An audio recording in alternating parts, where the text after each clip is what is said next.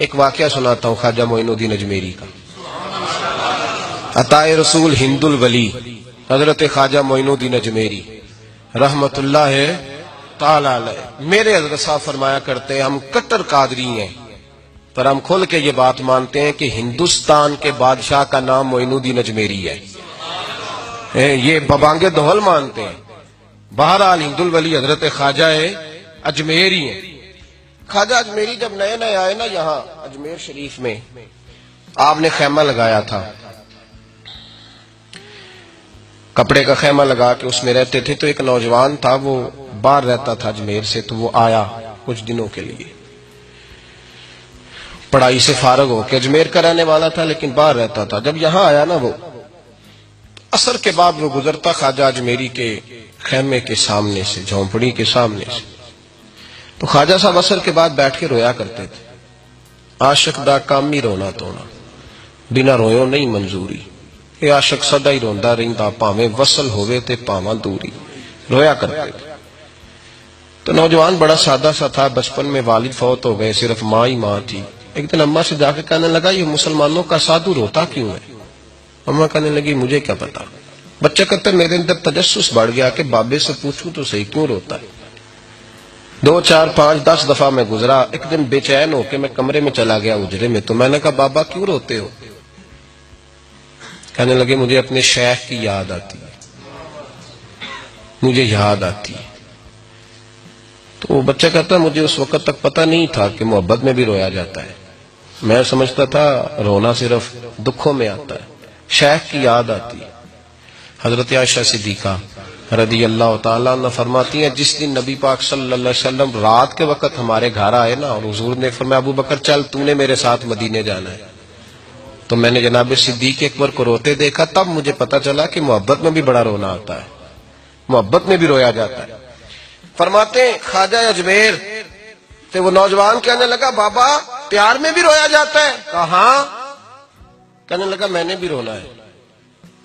تو آپ فرمانے لگے 2 شرطیں ہیں کہ کلمہ پڑھ جا، دوسرا میرا مرید ہو جا، آ جائے گا رونا. کہتے بلوش ہی لگ گئی، کبھی آنسو دیکھے ہی نہیں تھے.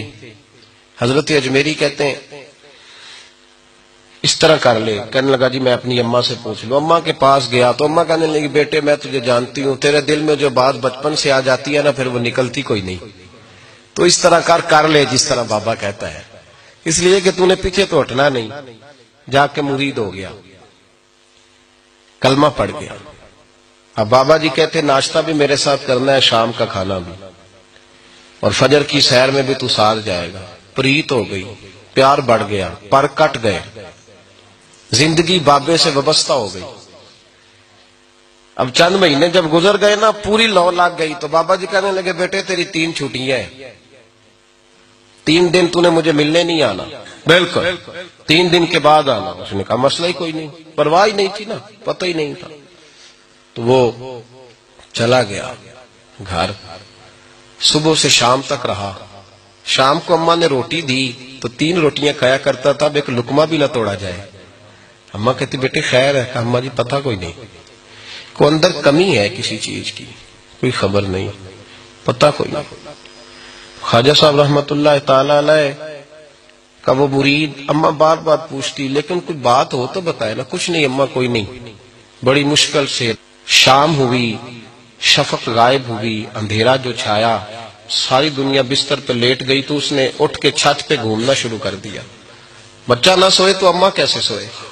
اماں بھی چھت پہ آئی. کہا بیٹے کیا بات ہے؟ کہا اماں پتہ کوئی نہیں، کوئی میری نیند اڑا کے لے گیا ہے.